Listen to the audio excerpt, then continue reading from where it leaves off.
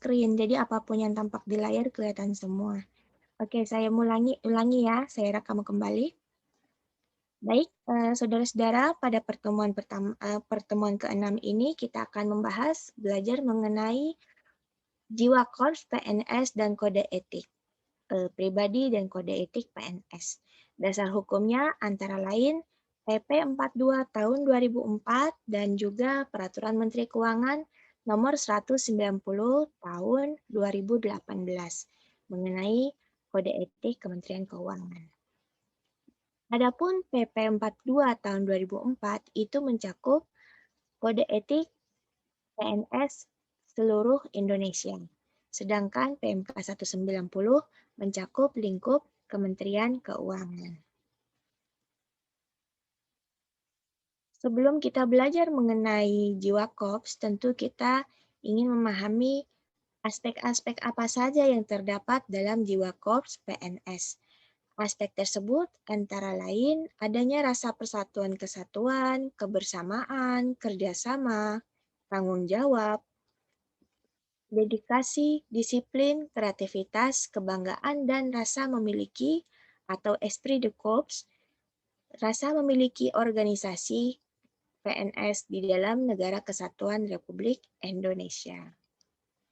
Adapun latar belakangnya yaitu untuk memperoleh PNS yang kuat, kompak, dan bersatu padu, memiliki kepekaan, tanggap, dan memiliki kesetiakawanan yang tinggi, berdisiplin, serta sadar akan tanggung jawabnya sebagai unsur aparatur negara dan abdi masyarakat yang diperlukan pembinaan jiwa korps dan kode etik PNS. Dari sini, saudara melihat ada kalimat unsur aparatur negara. Artinya, aparatur negara ada yang sipil, ada yang non-sipil. Non-sipil tentu saja yang terkait dengan militer atau pertahanan dan keamanan. Adapun aparatur sipil itu terbagi dua lagi, di mana PNS hanyalah salah satunya. Adapun unsur lain dari aparatur sipil negara yaitu pegawai pemerintah dengan perjanjian kerja atau PPPK.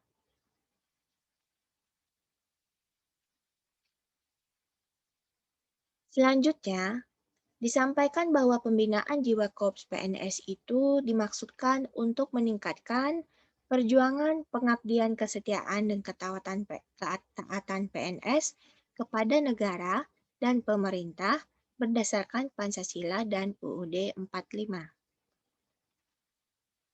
Dan tujuannya ada 3. Setidaknya pertama untuk membina karakter, kemudian etos kerja, dan meningkatkan semangat, kesadaran, dan wawasan kebangsaan. Saya ulangi, pada tujuan pertama yaitu membina karakter atau watak, untuk membentuk karakter yang memelihara persatuan dan kesatuan secara kekeluargaan guna mewujudkan kerjasama dan semangat pengabdian kepada negara. Sedangkan tujuan kedua untuk etos kerja yaitu sehingga mendorong etos kerja PNS yang sadar akan tanggung jawabnya sebagai unsur aparatur negara dan abdi masyarakat. Jadi kita bekerja dengan baik sebagai PNS.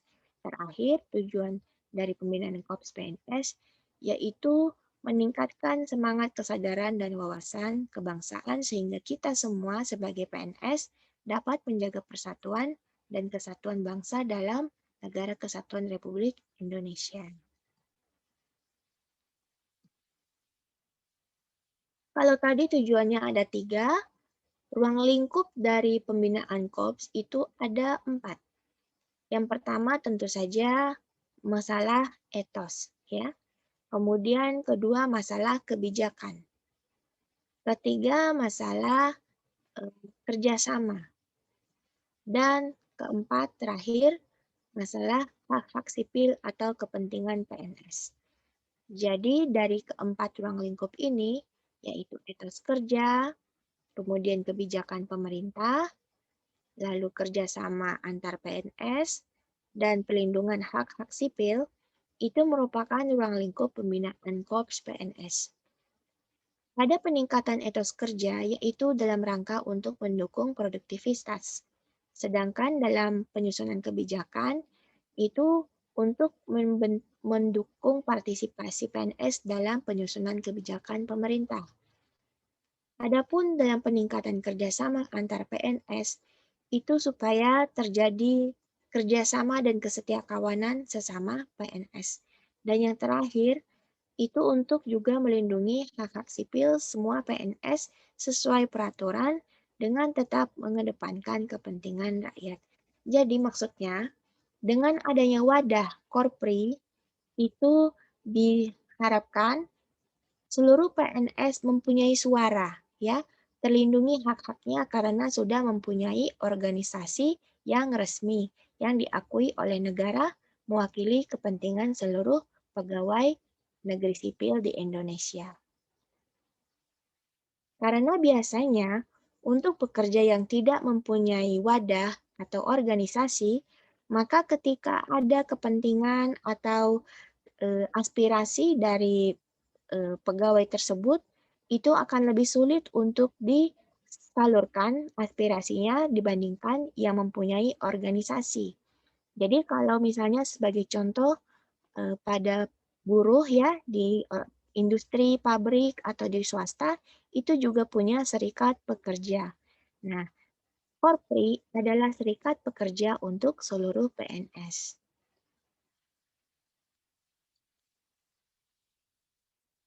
Di sini saudara bisa melihat bahwa nilai-nilai dasar bagi PNS itu ternyata banyak sekali.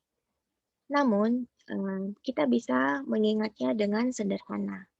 Pertama terkait dengan Pancasila sila pertama, yaitu ketakwaan terhadap Tuhan Yang Maha Esa. Jadi sebagai PNS, kita seyogianya taat kepada Yang Maha Kuasa. Ya. Jadi bertanggung jawab dalam tindakan kita. Maaf. Memahami bahwa setiap perbuatan kita nanti ada konsekuensinya, gitu ya, setelah kehidupan ini. Kemudian unsur kedua juga terkait juga dengan dasar negara, yaitu setia kepada Pancasila dan Undang-Undang Dasar yang diundangkan pada tahun 1945. Lalu ada juga mengenai nilai nasionalisme, yaitu kita bangga sebagai orang Indonesia. Setelah itu nilai mengutamakan kepentingan negara di atas kepentingan individu maupun golongan. Dari nilai ini kita mengutamakan kepentingan yang lebih besar dibandingkan kepentingan yang lebih kecil. Selanjutnya adalah nilai ketaatan terhadap peraturan, kemudian menghormati hak asasi manusia, bersikap tidak pandang bulu ya, tidak diskriminatif, adil. Kemudian nomor 8 bersikap profesional. Setelah itu semangat jiwa korps ya. Kita semangat bersatu padu sebagai PNS. Itu adalah semua nilai-nilai dasar bagi PNS. Sekarang kita masuk mengenai kode etik. Di dalam kode etik pegawai negeri sipil didefinisikan sebagai kode etik pegawai negeri sipil adalah pedoman sikap, tingkah laku, dan perbuatan PNS dalam melaksanakan tugas dan pergaulan hidup sehari-hari. Jadi, ternyata dari definisi ini, kode etik pegawai negeri sipil tidak hanya mencakup tugas atau dunia kerja, tetapi dalam membawakan dirinya sehari-hari. Jadi, kalau pulang kantor, kode etik ini juga dibawa, gitu ya. Tidak hanya di kantor, karena dalam pergaulan hidup sehari-hari ternyata juga berlaku.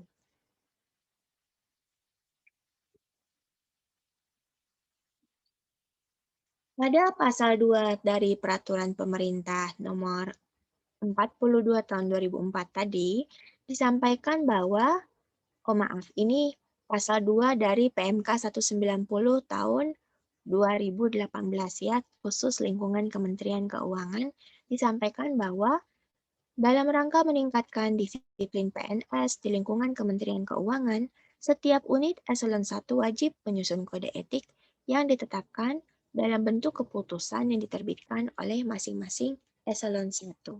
Artinya, Dari PMK 190 tahun 2018 ini, ternyata disebutkan bahwa tidak hanya merupakan kewajiban pimpinan tinggi Kementerian Keuangan, namun juga kewajiban untuk masing-masing pimpinan eselon 1 dalam menyusun kode etik. Artinya, berarti ada misalnya Direktorat Jenderal Pajak, Bea Cukai, Sekretariat Jenderal, kemudian anggaran, perbendaharaan, pengelolaan kekayaan negara, perimbangan keuangan, dan banyak lagi, itu unit eselon 1 mempunyai kode etik masing-masing.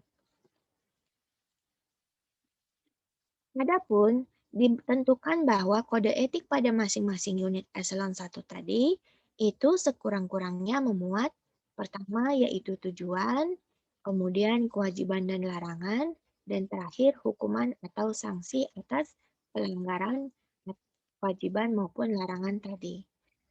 Pada slide berikut ini, kita akan mengupas satu persatu untuk ketiga muatan kode etik tersebut. Kita mulai dari tujuan.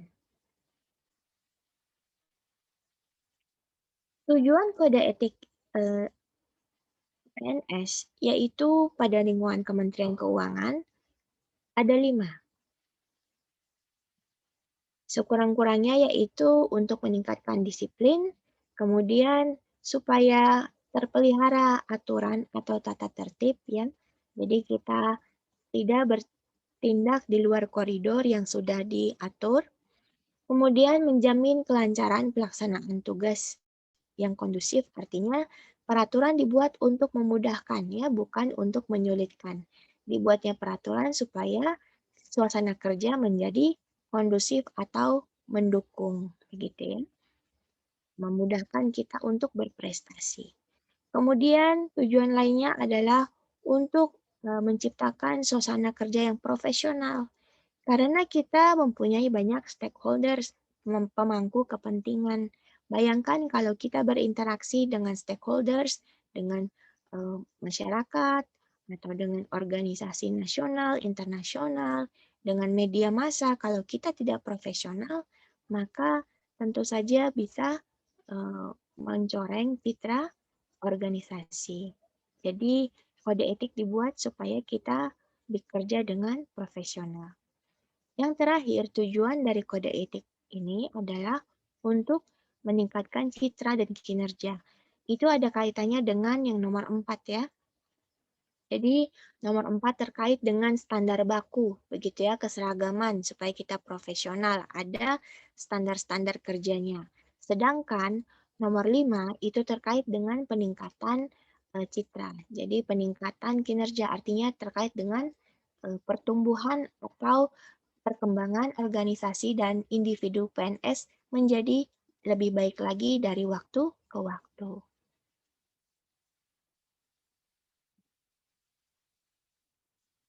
Sedangkan pada slide ini terlihat bahwa ada beberapa kewajiban yang termuat di dalam kode etik PNS di lingkungan Kementerian Keuangan. Misalnya adanya kepatuhan terhadap tata laksana, gitu ya. Kemudian kepatuhan terhadap tata tertib. Apa sih bedanya tata laksana dengan tata tertib, gitu ya? Tata laksana itu terkait dengan organisasi, interaksi unit-unit di dalam organisasi. Misalnya struktur organisasi, kemudian siapa melakukan apa, gitu ya. Unit apa, tugasnya apa, fungsinya apa, tanggung jawabnya apa, itu terkait dengan tata laksana. Itu sebabnya setiap unit di Kementerian Keuangan mempunyai tanggung jawab yang berbeda-beda karena tata laksana ini. Misalnya Biro Hukum itu berusaha bertugas dan berfungsi untuk hal-hal terkait legal ya, terkait hukum yang dihadapi oleh Kementerian Keuangan. Entah menyusun peraturan atau mungkin misalnya ada sengketa hukum atau arbitrase dan sebagainya, itu akan melibatkan bagian Biro Hukum. Kemudian fungsi lain misalnya fungsi, komunikasi dengan media, itu di Sekjen ada unitnya, komunikasi dan layanan informasi. Itu tugas dan fungsinya terkait dengan misalnya berinteraksi dengan masyarakat, dengan media massa, atau berinteraksi, berkomunikasi dengan lembaga-lembaga yang mempunyai kepentingan dengan Kementerian Keuangan. Dan termasuk di antaranya mewujudkan citra Kementerian Keuangan. Nah, adapun tata tertib itu bedanya dengan tata laksana. Tata tertib itu terkait dengan standar untuk masing-masing individu PNS. Entah jam masuk kerja, jam istirahat, jam pulang kantor, dan apa yang dilakukan selama jam kerja sesuai ketentuan yang berlaku. Jadi artinya kalau tata tertib itu bersifat umum. Tata tertib itu bisa diterapkan untuk seluruh PNS selama bekerja di Kementerian Keuangan. Kemudian yang diatur juga yaitu hubungan antar PNS. Jadi interaksi sosial, baik secara vertikal maupun horizontal. Jadi dalam kode etik ini diatur hubungan PNS kepada atasan, dengan staf atau bawahan masing-masing, atau dengan sesama rekan kerja. Kemudian hubungan PNS dengan pihak-pihak yang punya kepentingan secara kedinasan, artinya dengan pemangku kepentingan atau stakeholders, misalnya pemerintah daerah, atau organisasi internasional, atau masyarakat yang menerima pelayanan, itu adalah stakeholders. Yang terakhir, kewajiban terkait dengan kesopanan dalam berpenampilan dan bertutur kata. Jadi, supaya mencerminkan respek atau menghargai satu sama lain.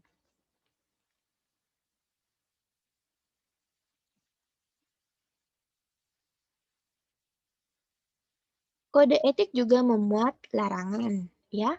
Larangan ini biasanya mengapa dibuat? Karena misalnya eh, ada indikasi atau untuk mencegah resiko eh, adanya sikap diskriminatif, ya. Misalnya suku, agama, ras, jenis kelamin, status pernikahan, status sosial, begitu ya. Nah, karena ada risiko itu, maka dilarang seorang PNS untuk bersikap diskriminatif.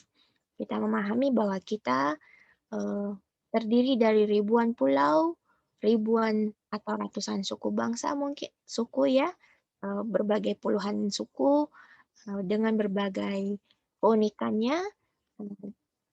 Namun demikian, kita tidak boleh pilih-pilih dalam bekerja atau memberikan pelayanan kepada semua unsur bangsa kita. Apalagi ketika sebelumnya yang diakui adalah ada 5 keyakinan di Indonesia, sekarang juga diakui keyakinan Konghucu misalnya, atau ada juga aliran kebatinan. Itu semua harus dihormati. Kemudian ada juga potensi resiko eh, penyalahgunaan kewenangan, gitu ya, karena biasanya ketika saudara menduduki sesuatu tanggung jawab, saudara mempunyai kewenangan di dalam tanggung jawab tersebut. Ada risiko adanya penyalahgunaan kewenangan, sehingga itu menjadi larangan. Sebelumnya juga disebutkan bahwa saudara juga sebagai PNS dilarang berpartisipasi aktif di dalam partai politik. Ya, kenapa demikian? Karena setiap partai politik mempunyai kepentingan masing-masing. Dulu ada 3 partai, kemudian sekarang berkembang menjadi puluhan partai, yang semua partai itu mempunyai kepentingan masing-masing. Bayangkan bila saudara terlibat aktif dalam satu kepentingan partai, maka saudara tidak lagi bekerja untuk seluruh rakyat, tetapi bekerja untuk golongan tertentu. Kemudian yang keempat, larangan mengenai gratifikasi atau pemberian. Karena ketika saudara menduduki satu posisi, banyak yang punya kepentingan terhadap posisi tersebut. Ya, jadi dengan adanya pemberian atau gratifikasi, Dikhawatirkan, saudara tidak lagi bersikap netral atau adil dalam memberikan pelayanan. Yang kelima yaitu rahasia negara. Saudara dilarang untuk membocorkan rahasia negara karena bisa membahayakan keamanan nasional. Kemudian dilarang untuk melakukan tindakan yang tidak terpuji yang bertentangan dengan norma kesusilaan. Misalnya berkelahi di tempat hiburan malam atau melakukan tindak pidana itu bisa merusak citra rekan-rekan yang lain yang tidak melakukan hal yang asusila tersebut. Sehingga sebagai PNS, saudara dilarang untuk melakukan tindakan asusila. Yang terakhir yaitu melakukan tindakan yang dapat mencemarkan nama baik Kementerian Keuangan. Nah, ini juga mirip dengan larangan sebelumnya, di mana mungkin pada tindakan yang terakhir, meskipun mungkin tidak melanggar hukum, tetapi mencemarkan nama baik itu juga dilarang. Beberapa bentuk sanksi pelanggaran kode etik itu bisa berupa sanksi moral maupun hukuman disiplin. Itu berdasarkan peraturan pemerintah nomor 53 tahun 2010. Sanksi moral itu bisa disampaikan secara terbuka atau tertutup, misalnya di upacara atau di papan pengumuman, media massa atau forum lain, selama yang dikenakan sanksi memang tidak bersedia mengajukan permohonan maaf secara lisan atau tertulis atau membuat pernyataan penyesalan. Jadi, pengumuman ini merupakan langkah sanksi moral yang dilakukan ketika yang dikenakan eh, apabila pelakunya tidak bersedia menyatakan penyesalan atau permohonan maaf atas kesalahan yang dibuat tersebut. Nah, apabila dia tidak bersedia, maka dapat dijatuhi hukuman disiplin ringan berdasarkan PP 53 tahun 2010.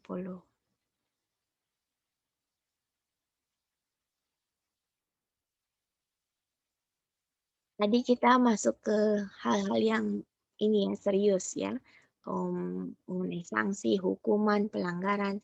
Sekarang kita masuk ke hal-hal yang lebih cenderung ke filosofis ya, jadi lebih ringan, yaitu mengenai etika PNS. Jadi disampaikan bahwa dalam pelaksanaan tugas kedinasan dan kehidupan PNS, itu wajib bersikap dan berpedoman pada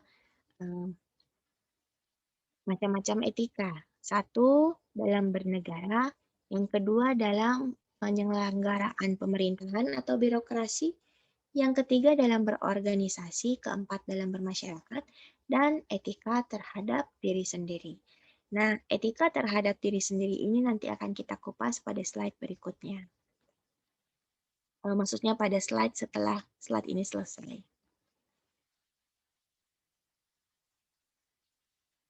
Di hadapan saudara, ini adalah 5 hal terkait etika dalam bernegara, yaitu untuk melaksanakan Pancasila dan Undang-Undang Dasar 45, menjaga harkat dan martabat bangsa, kemudian menjaga persatuan bangsa, menaati semua peraturan, serta akuntabel atau bertanggung jawab dalam melaksanakan tugas pemerintahan.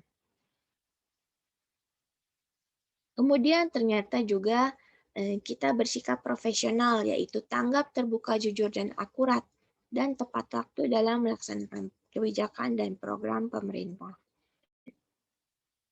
Setelah itu, etika dalam pemanfaatan sumber daya negara. Nah, mungkin saudara ingat di Undang-Undang Dasar 45, bumi, air, dan kekayaan alam yang segala kekayaan di dalamnya dikuasai oleh negara, digunakan sebesar-besarnya untuk kemakmuran rakyat. Artinya di dalam pemanfaatan sumber daya negara itu terdapat kepentingan yang sangat luas, kepentingan masyarakat Indonesia. Apabila kita tidak menggunakannya secara efektif dan efisien, maka itu akan merugikan kepentingan rakyat. Dengan demikian, diharapkan sebagai seorang PNS untuk menggunakan segala sumber daya secara efektif dan efisien. Lalu etika lainnya adalah tidak memberikan kesaksian palsu atau keterangan yang tidak benar.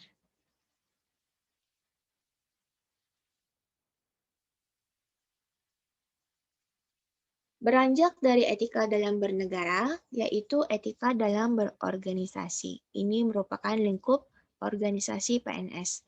Antara lain, kita melaksanakan tugas dan kewenangan sesuai ketentuan, menjaga informasi, kemudian melaksanakan kebijakan, setelah itu membangun etos kerja, dan menjalin kerjasama dengan unit kerja lain yang terkait. Dalam rangka, sebentar ya, ini kok kepotong ya. Dalam rangka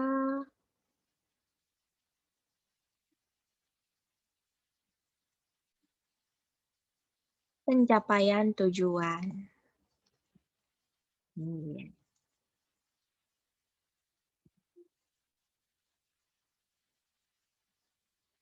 Nah, dalam rangka pencapaian tujuan. Kemudian memiliki kompetensi dalam pelaksanaan tugas. Nah, itu dia. Setelah itu kita patuh terhadap SOP. Jadi kalau sudah ada standar operational prosedur ya, bagaimana kita melakukan sesuatu, maka kita patuhi SOP tersebut. Kemudian selain itu kita tidak terpaku pada masa lalu, tapi juga berusaha menciptakan ide-ide inovatif dan kreatif sehingga pekerjaan bisa dilakukan secara lebih baik. Setelah itu juga berorientasi pada upaya peningkatan kualitas kerja. Ini juga ada kaitannya dengan butir ke-8, di mana pada upaya peningkatan kualitas kerja diupayakan kita menjadi semakin optimal dalam bekerja. Itu sebabnya apabila saudara perhatikan, auditor pemerintah yaitu Badan Pemeriksa Keuangan itu tidak hanya melakukan audit laporan keuangan, ya. Jadi tidak hanya audit misalnya atas LKPP. Ada yang bisa bantu saya kepanjangan dari LKPP?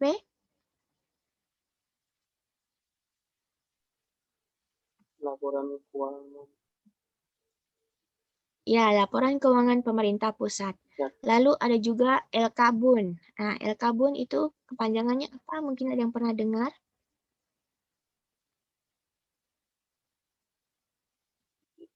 Laporan keuangan bendahara umum negara. Iya, betul. Betul, Mas. Terima kasih. Laporan keuangan bendahara umum negara. Itu banyak sekali bentuk-bentuk laporan yang diaudit, tetapi ternyata karena saya juga kadang beberapa kali diaudit gitu ya, juga ada namanya audit kinerja, gitu ya. Jadi yang diaudit tidak hanya laporan keuangannya, tetapi bagaimana bekerja kita menghasilkan laporan tersebut itu juga diaudit. Apakah kita boros, apakah kita sesuai peraturan. Nah, itu audit kinerja. Jadi, itu terkait dengan etika yang ke-9 ini, yaitu berorientasi pada upaya peningkatan kualitas kerja. Terima kasih tadi Mas membantu untuk menjawab kepanjangan dari LKPP dan LKBUN. Oh iya, saya akan berikan tambahan lagi ya. Ada juga hal lain yang dilakukan Kementerian Keuangan untuk meningkatkan kualitas kerja. Misalnya dengan survei, gitu ya. Jadi misalnya survei kepuasan stakeholder. Itu ternyata semua stakeholder disurvei baik dengan pelayanan kita, gitu ya. Nilainya bagus atau tidak. Kemudian survei kesehatan organisasi itu juga ada. Ada survei kesehatan organisasi, penilaian kesehatan organisasi. Ternyata ada organisasi yang misalnya nilainya kurang sehat karena pekerjaannya terlalu banyak atau birokrasinya terlalu berbelit-belit gitu ya. Nah, atau komposisi pegawainya kurang bagus. Nah, itu ternyata organisasi tidak sehat.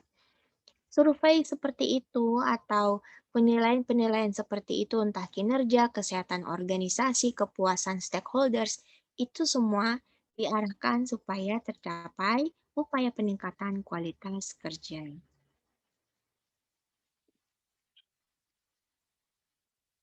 Nah, sekarang seorang PNS itu juga tidak hanya terkungkung dalam lingkungan kantor, tetapi juga berinteraksi dengan masyarakat. Nah, untuk hal itu juga ada etikanya. Dalam bermasyarakat, disarankan untuk hidup sederhana sehingga tidak menimbulkan kecemburuan sosial. Setelah itu, apabila memberikan pelayanan diberikan dengan hormat dan santun tanpa pamrih atau pemaksaan. Jadi, kita melaksanakan tugas dengan gembira. Setelah itu memberikan pelayanan secara cepat, tepat, terbuka, dan adil, serta tidak diskriminatif. Artinya, apabila dilakukan pelayanan, tidak pandang bulu siapa yang membayar, apakah ada yang lebih banyak memberikan tips, hadiah, atau gratifikasi, atau ada klien yang lebih mahal, dan sebagainya. Karena untuk seluruh warga negara Indonesia, pelayanan adalah sama rata.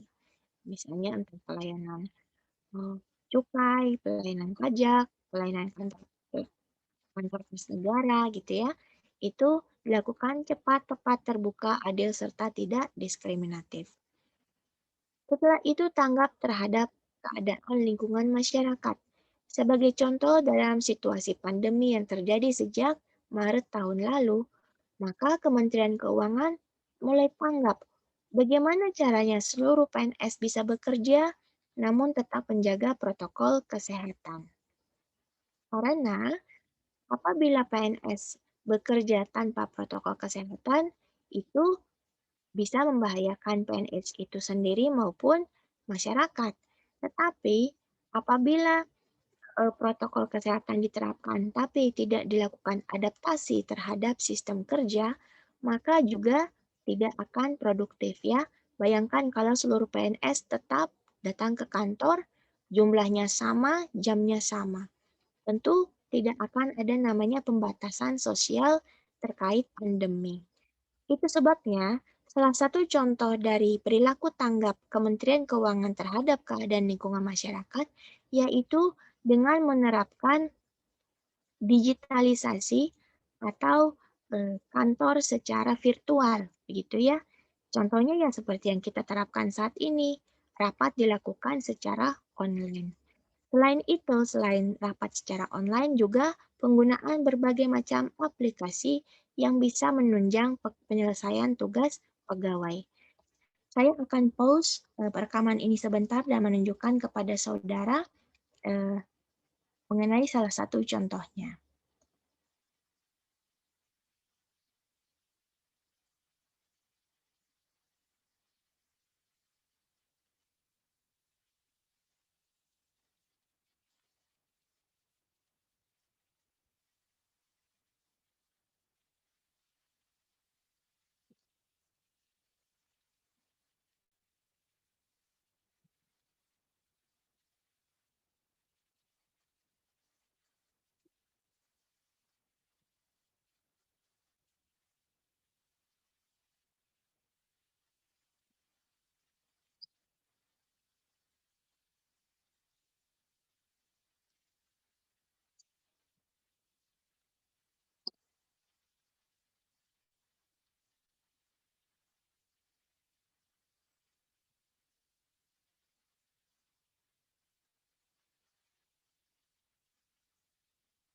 Nah, di depan layar saudara, ini adalah namanya Office Automation Kementerian Keuangan.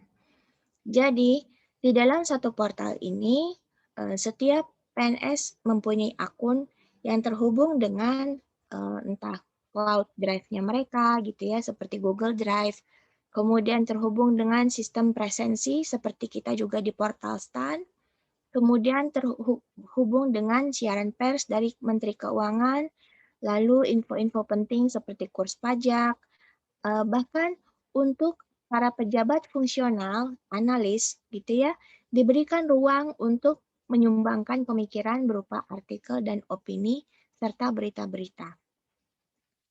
Bahkan untuk masyarakat umum itu juga diberikan informasi mengenai APBN dari tahun ke tahun berdasarkan fungsi-fungsi ya, entah kesehatan, kemudian infrastruktur, lalu ada juga pendidikan dan sebagainya.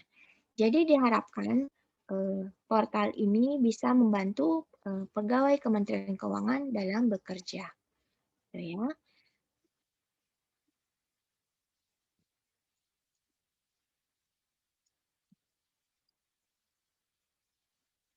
Sedangkan untuk meja kerja dalam era new normal itu disebutkan di dalam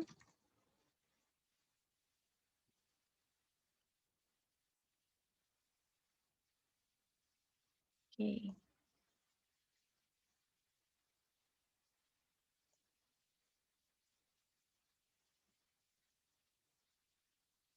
Ini Nadine ya, di kolaborasi Nadine. Ini mengenai surat-surat masuk.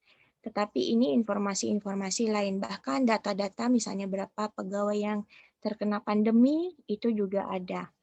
Ini contohnya di Direktorat Jenderal Pajak itu ternyata ada 186 yang terkonfirmasi, kemudian misalnya terkontak erat berapa, suspek berapa. Jadi kita apa ya namanya,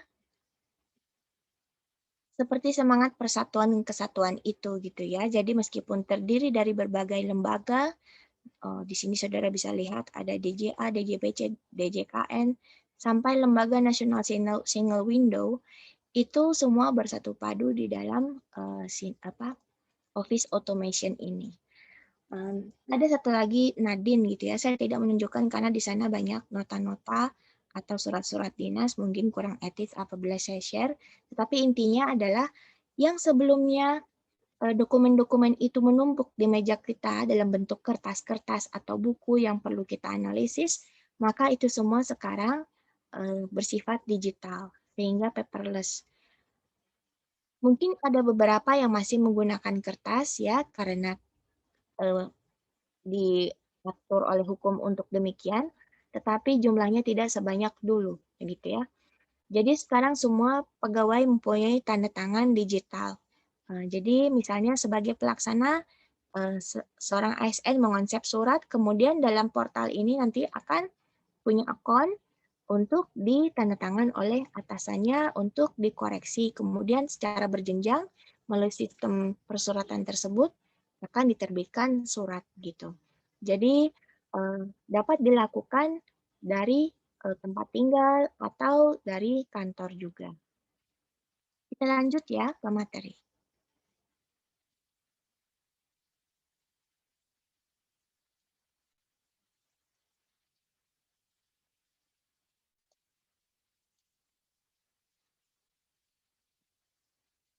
Baik, jadi contoh tadi adalah dari contoh terhadap tanggap keadaan lingkungan, gitu ya. Kita harus cepat tanggap. Lalu berorientasi kepada peningkatan kesejahteraan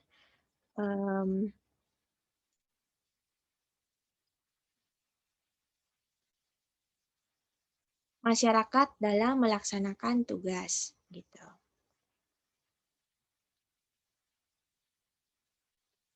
Nah, terakhir yaitu etika terhadap diri sendiri. Ternyata selain perlu menghormati negara, organisasi, masyarakat, seorang PNS perlu menghormati dirinya sendiri.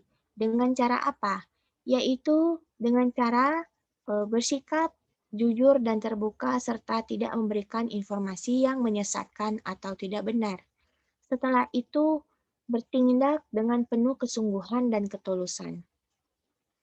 Lalu menghindari konflik kepentingan pribadi, kelompok maupun golongan, serta berinisiatif untuk meningkatkan kualitas pengetahuan, kemampuan, keterampilan, dan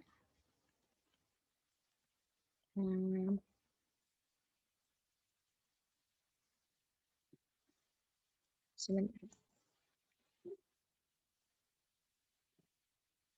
dan sikap, begitu ya. Jadi artinya untuk etika terhadap diri sendiri yang keempat ini diupayakan agar saudara juga mampu meningkatkan kapasitas diri saudara sendiri, gitu ya. Apabila saudara terus berlatih atau mempunyai keahlian-keahlian lain yang berguna, meskipun tidak langsung diterapkan pada saat ini, tapi itu dalam rangka menerapkan etika saudara terhadap diri sendiri karena meningkatkan potensi secara maksimal. Potensi itu adalah sesuatu yang belum berkembang. Apabila sudah diwujudkan, itu akan menjadi keterampilan atau kapabilitas atau kemampuan gitu. Contoh misalnya saudara mempunyai bakat menulis gitu ya. Apabila saudara mempunyai bakat menulis tetapi tidak dilatih, maka bakat itu tidak berkembang. Nah, itu sebabnya misalnya diberikan ruang untuk menulis artikel, berita, opini, atau yang lain. Setelah itu mungkin ada yang punya bakat grafis gitu ya. Apabila tidak dilatih atau digunakan, maka bakat tersebut tidak akan berkembang juga. Nah, mungkin salah satu contoh dari pengembangan bakat ini, saya lihat di kantor, contohnya adalah seorang rekan kerja itu pandai membuat presentasi, misalnya begitu. Atau membuat layout majalah internal. Gitu ya. Jadi setiap unit eselon 1 mempunyai majalah internal.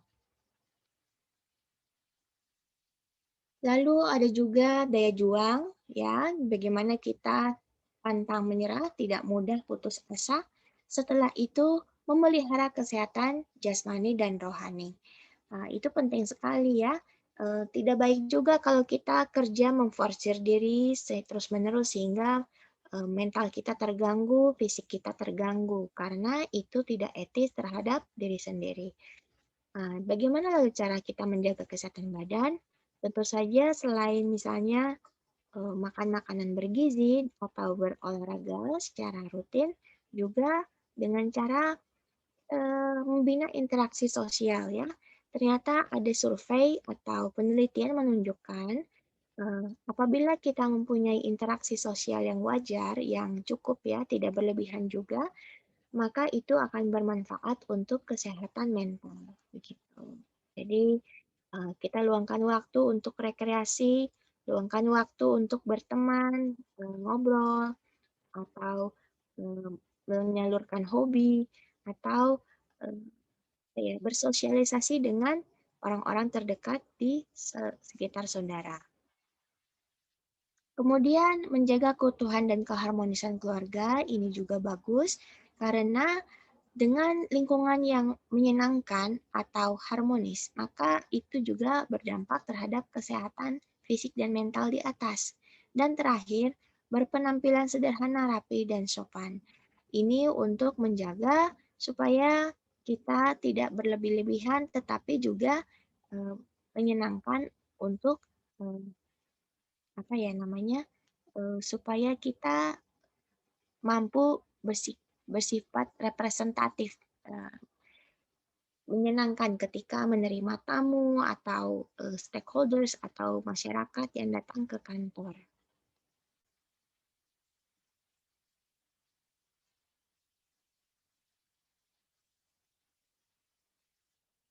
Ternyata sesama PNS pun mempunyai etika. Apa saja etikanya? Yaitu karena kita terdiri dari berbagai macam keyakinan, kita menghormati agama atau keyakinan rekan-rekan yang lain. Setelah itu kita menjaga persatuan kesatuan, tidak suka menimbulkan perselisihan yang tidak perlu atau memprovokasi ide-ide yang bisa menyinggung saudara kita yang lain.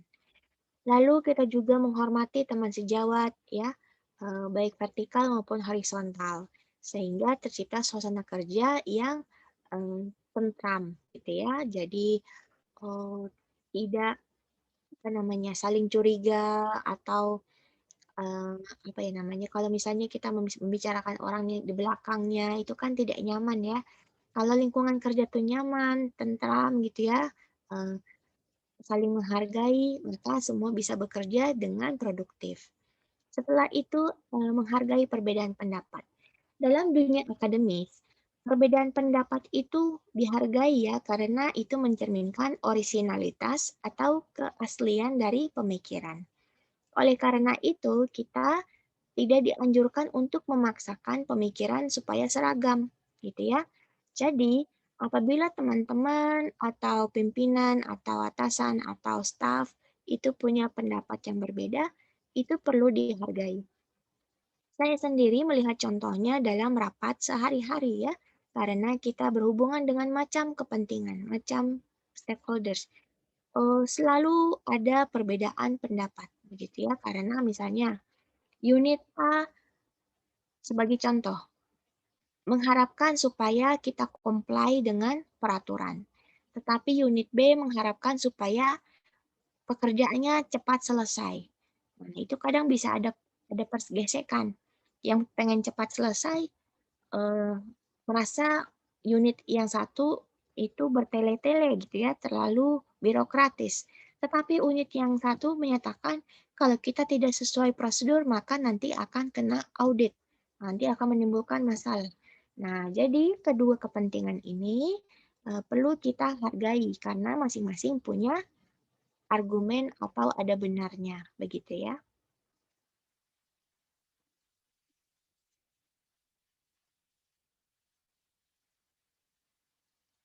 Setelah itu, terhadap sesama PNS, kita perlu untuk menjunjung harkat dan martabat, ya, dengan tidak berperilaku yang tidak sopan.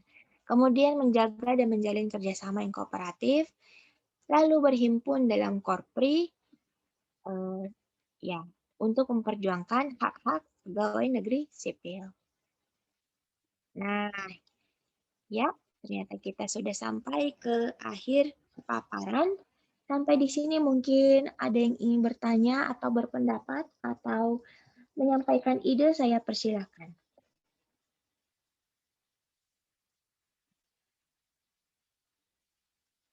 Atau kita lanjut saja? Boleh, Bu. Lanjut saja ya. Oke, kita lanjut ke etos pribadi. Nah, ini cenderung abstrak dan filosofis. Mudah-mudahan saya bisa menyampaikan dengan jelas dan tidak bertele-tele. Oke, saya share screen.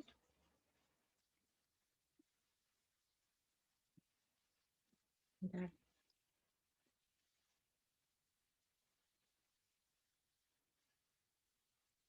Oke, ini dia. Sudah tampak di layar? Sudah, Bu. Baik, kita mulai. Nah, tadi kan ada banyak etos ya terhadap masyarakat, terhadap organisasi, sesama PNS, bahkan terhadap diri sendiri. Nah, pada tayangan ini kita akan melihat apa sih etos pribadi itu. Nah, etos pribadi itu berasal dari ya materi kita paling pertama tadi ya di pertemuan pertama yaitu etika, yaitu mengenai karakter, cara hidup, kebiasaan seseorang atau tujuan moral seseorang serta pandangan mereka ya dalam dunia gitu ya, eh, gambaran cara bertindak ataupun gagasan yang komprehensif. Jadi jangan takut ya dengan definisi yang panjang ini. Intinya adalah etos itu mengenai bagaimana kita berperilaku atau kebiasaan dalam kehidupan kita gitu ya. Jadi ada etos yang bagus, ada yang etos tidak bagus. Kalau dibilang etos kerjanya bagus, nah itu artinya cara dia berperilaku dalam kehidupan, dalam bekerjanya bagus. Dengan kata lain, menurut Hasanah, etos adalah aspek evaluatif sebagai sifat mendasar terhadap diri dan dunia mereka yang direfleksikan dalam kehidupan. Nah, dari sini ada kata kunci ya, aspek evaluatif artinya ada semacam refleksi atau pemikiran pribadi, gitu ya.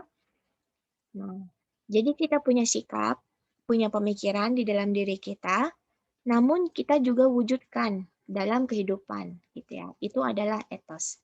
Jadi kalau seperti filosofi kan itu dalam pemikiran atau benak masing-masing. Tetapi sebagai etos itu pemikirannya menjadi buah perilaku atau sikap dalam kehidupan.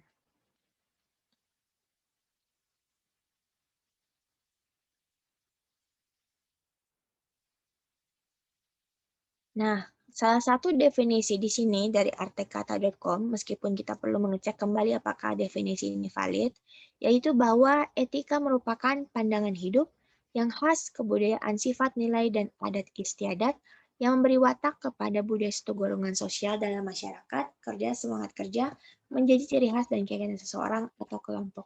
Ya, berarti dari definisi ini, etika tidak hanya dianut oleh kelompok atau tatanan sosial, tetapi etika juga melekat kepada individu pribadi. Sedangkan Bapak Bertens memiliki pandangan sedikit berbeda dengan etos. Menurutnya, etika adalah terjemahan dari etos dalam bahasa Yunani.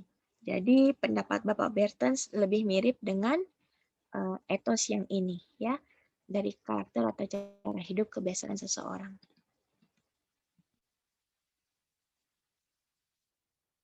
Nah, ini kita kembali lagi ke pemaparan sebelumnya pada pertemuan pertama, yaitu mengenai etos itu kan asal mulanya adalah tempat, gitu ya. Jadi bagaimana satu tempat itu? Bagaimana kita hidup di satu tempat itu? Jadi akar kata etos adalah tempat, ya, lokasi, ya, tempat tinggal yang biasa, habitat seperti rumah, padang rumput. Nah, itu tempat itu menjadi kebiasaan, sesuatu yang melekat gitu ya, sesuatu yang sifatnya khas, menjadi akhlak, watak, perasaan, sikap, dan cara berpikir. Jadi tidak ada yang serupa gitu ya. Etika semua orang itu etosnya ada yang unik begitu. Dalam bentuk jamak, taeta adalah adat kebiasaan. Jadi dapat disimpulkan bahwa etos adalah satu nilai yang mendasari sikap perilaku dan menjadi ciri khas bagi seseorang atau kelompok di mana saja mereka berada. Nah, artinya dari definisi ini, eh, ketika sesuatu telah menjadi etos, maka dimanapun saudara berada, maka karakter atau sikapnya akan cenderung khas, gitu ya, cenderung sama, menjadi ciri khas. Sebagai contoh, ciri khas misalnya ada yang bilang masyarakat Indonesia dikenal ramah. Itu menjadi etos masyarakat Indonesia. Mungkin masyarakat Barat melihat orang Indonesia ramah karena sering senyum, sapa, salam gitu ya, apa kabar gitu ya. Kemudian baru bertemu sudah tanya anak berapa, sudah nikah atau belum, tinggal di mana, kerjanya apa, pokoknya ramah banget gitu ya. Nah, ternyata untuk bangsa lain etosnya tidak seperti itu, gitu ya. Mungkin dipandang kurang ramah, tetapi mereka etosnya adalah menghargai privasi, gitu ya, atau menjaga martabat pribadi, begitu. Jadi bagi mereka tidak etis justru terlalu eh, masuk ke ranah pribadi ketika baru bertemu. Mungkin bagi kita etis ya, kita anggap kita ramah. Apa kabar? Siapa namanya? Udah nikah belum? Bla bla bla gitu ya, kerja di mana? Nah, tapi yang etis buat kita belum tentu etis untuk orang lain. Untuk orang lain, yang sopan itu adalah ngobrol yang seperlunya saja gitu ya, tidak banyak dalam tanda kutip kepo gitu. Jadi cukup unik sebenarnya mengenai etos ini. Apa sih pentingnya atau urgensinya etos pribadi? Urgensi atau pentingnya etos pribadi itu adalah untuk setidaknya 4 hal ini, yaitu kita menjadi mahir untuk memahami isu atau problem dalam profesi, ya. Jadi setiap profesi itu pasti punya dilema-dilema moral. Dokter misalnya, dilemanya bagaimana ketika yang datang adalah pasien tapi sedang tidak punya uang. Nah, itu kan ada dilema moral. Atau dalam bidang hukum, ketika saudara menjadi pengacara tetapi klien saudara ternyata memang melakukan tindak pidana. Nah, itu kan dilema moral ya. Dibela tetapi sebenarnya dia bersalah gitu. Atau dilema moral seorang, bahkan banyak sekali pimpinan tinggi negara itu mempunyai dilema moral. Contoh paling klasik sekarang apa ini menjelang Lebaran? Ada yang bisa eh, apa? kasih info kepada kita berita apa yang paling marak sekarang mengenai dilema moral yang dihadapi pimpinan Kemenq terkait Lebaran. Mengenai Saya THR posting. ya, Bu? Iya THR, Bu. betul, iya betul. Nah, ya kan? Terus selain THR, apalagi dilema moralnya? Ini saya post recordingnya biar kita bebas ya. Mudik, Bu. Panjang, mana yang hanya baik dalam sesaat, atau mana yang lebih utama atau lebih penting. Itu mirip dengan keputusan-keputusan 4 kuadran Stephen Covey tadi ya. Mana yang urgent, mana yang penting, mana yang penting tapi tidak mendesak, serta mana yang sudah tidak mendesak pun tidak penting. Sebagai contoh, ketika krisis moneter, itu kan juga ada dilema dalam menyelamatkan perbankan nasional. Ternyata, apabila dilakukan secara sembrono, itu bisa menimbulkan potensi adanya korupsi, ya. Jadi, bantuan yang diberikan pemerintah akhirnya malah dikorupsi oleh para pemilik-pemilik bank.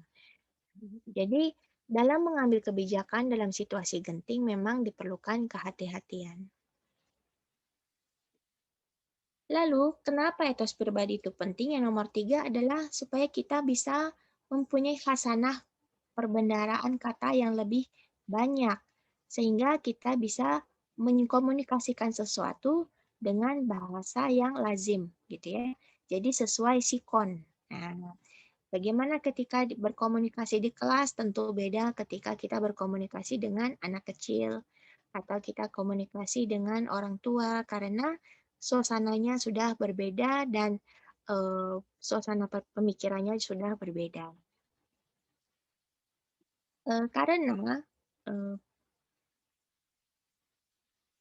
adanya perbedaan pandangan moral seseorang terhadap orang lain, gitu ya. Jadi kita perlu keluasan wawasan, ya. Jadi luas wawasan atau pemikiran itu dibutuhkan karena adanya perbedaan atau situasi yang berbeda dalam dilema itu, gitu ya. Situasi-situasi yang menuntut kebijaksanaan kita. Yang nomor 4 yaitu meningkatkan penghargaan baik terhadap kemungkinan penggunaan dialog rasional. Jadi sebenarnya ketika saudara tiba pada situasi konflik, biasanya lebih baik eh, masuk ke situasi yang rasional. Karena ketika argumen kita bersifat rasional dibandingkan emosional, maka lebih mudah diterima oleh pihak-pihak yang bertentangan tersebut ya, karena di situ ada logika, begitu ya. Jadi ini bisa memecahkan konflik moral maupun perlunya toleransi terhadap perbedaan perspektif di kalangan orang-orang yang secara moral cukup baik. Lalu, meningkatkan kemampuan untuk menghadapi pertanyaan-pertanyaan moral yang timbul karena aktivitas profesional. Sebagai contoh ya, pada butir kelima ini adalah mengenai tayangan yang layak atau tidak layak untuk anak-anak gitu ya. Entah misalnya iklan gitu ya, atau musik, itu kan dengan adanya etos pribadi, itu para pengambil kebijakan penyiaran itu sudah membuat rating gitu ya. Mana tayangan yang layak ditayangkan pada jam eh, anak-anak menonton TV dan mana yang sebaiknya ditayangkan ketika anak-anak sudah tidur.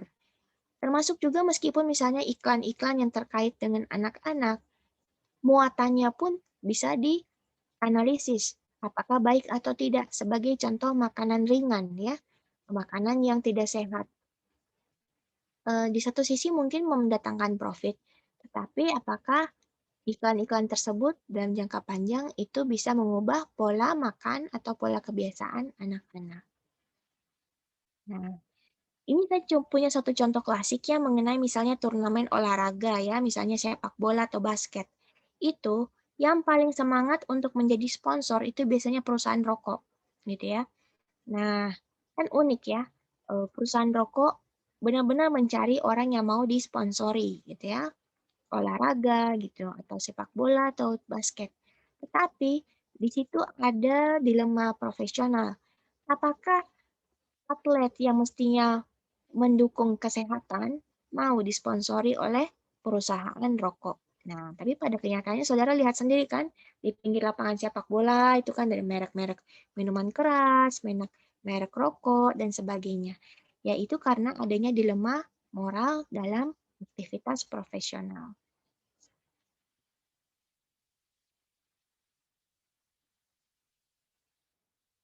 Nah, dari tadi kita bolak-balik membahas mengenai faktor pendorong perilaku etis, ya. Tentu kita bertanya-tanya, mengapa sih ada orang yang berperilaku tidak etis? Itu semua tentu ada sebabnya. Sebabnya adalah 5 hal ini.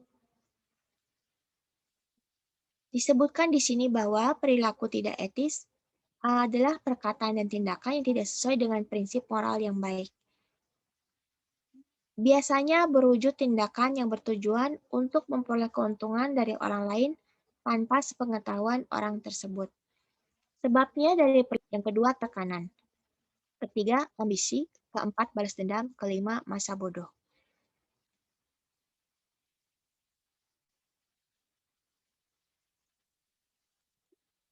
Ketika seseorang didorong oleh rasa ketakutan, entah takut kehilangan pekerjaan, takut kehilangan pacar, takut banyak lah ya, takut eh, kehilangan kesempatan dan sebagainya, maka ia akan eh, mendapatkan dilema untuk berperilaku tidak etis, gitu ya. Saya sempat menyaksikan sendiri ya di depan mata ketika misalnya ada pembukaan beasiswa, begitu ya. Lalu ada pengumuman di kantor. Itu kadang-kadang ada yang berperilaku tidak etis ya dengan menukar berkas temannya dengan berkasnya sendiri gitu ya supaya masuk dalam seleksi gitu ya. Nah, itu mungkin karena yang bersangkutan tidak percaya dengan dirinya sendiri ya, tidak yakin bahwa permohonannya akan diterima masuk seleksi. Kalau kita percaya dan tidak takut ya, kalau kita yakin dengan diri sendiri tentu kita tidak akan berperilaku tidak etis seperti itu ya, mengganti berkas-berkas seleksi beasiswa teman kita supaya ya, diganti dengan berkas kita. Kemudian karena tekanan. Nah, kalau yang ini tidak sepenuhnya merupakan kesalahan yang bersangkutan karena di situ ada ancaman ya, tekanan. Biasanya misalnya kalau kita lihat di film-film gitu ya, eee, ada ancaman surat kaleng gitu ya, atau misalnya anaknya diculik atau diminta tebusan dan sebagainya. Terus di film-film itu kita lihat, "Anak kamu akan selamat kalau kamu melakukan ini," begitu ya. Jadi orang tersebut terpaksa melakukan hal yang tidak etis supaya, eee, melindungi keluarganya. Nah, itu dalam tekanan contohnya. Tapi ada juga karena ambisi ya, karena dia ingin mencapai sesuatu dan tidak yakin dengan kemampuannya, maka dia berusaha menjatuhkan pesaingnya. Nah, ini sering terjadi di dunia bisnis ya, ambisi ini.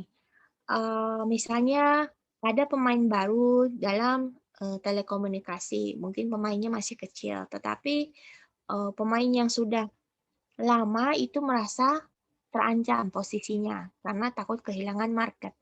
Maka diupayakan di mana supaya pemain baru itu dalam bisnis telekomunikasi tidak mudah berkembang. Maka kong kali kong dengan pembuat kebijakan telekomunikasi, misalnya begitu. Ada juga karena balas dendam. Biasanya terjadi ketika seseorang telah berhasil lalu ingin membalas sakit hatinya ketika dia belum berhasil gitu ya. Jadi ketika kita sudah menduduki satu posisi, itu ada godaan untuk menyalahgunakan kewenangan menjadi balas dendam. Nah, itu tidak boleh. Setelah itu adalah masa bodoh, ketidakpedulian. Ini sering diterapkan oleh industri-industri yang tidak memperhatikan analisis mengenai dampak lingkungan atau sustainability. Jadi yang penting keuntungan finansial jangka pendek. Misalnya industri yang menghasilkan limbah ke sungai, kemudian industri bahan bakar, atau contoh lain yang klasik seperti minggu lalu ya, perusahaan-perusahaan multinasional memproduksi merek-merek pakaian terkenal karena harga buruh di negara Cina atau negara berkembang seperti India dan Indonesia itu lebih rendah, maka mereka masa bodoh dengan eksploitasi tenaga kerja di negara-negara asing selama produknya bisa menghasilkan keuntungan yang tinggi. Nah, ini contoh lah ya, contoh-contohnya disebutkan di sini. Misalnya ada produk yang dilarang di Indonesia, lalu kita jual ke luar negeri, itu perilaku tidak etis. Kemudian produsen makanan bayi, itu tidak etis kenapa? Karena kan makanan terbaik untuk bayi ASI. Tetapi sudahlah orang tuanya tidak mampu, sejak lahir anaknya sudah diperkenalkan oleh perawat dengan susu formula. Kan kasihan orang tuanya ya, susu formulanya mahal, anak bayinya sudah tidak mau minum ASI karena sejak di rumah sakit sudah diperkenalkan dengan susu formula.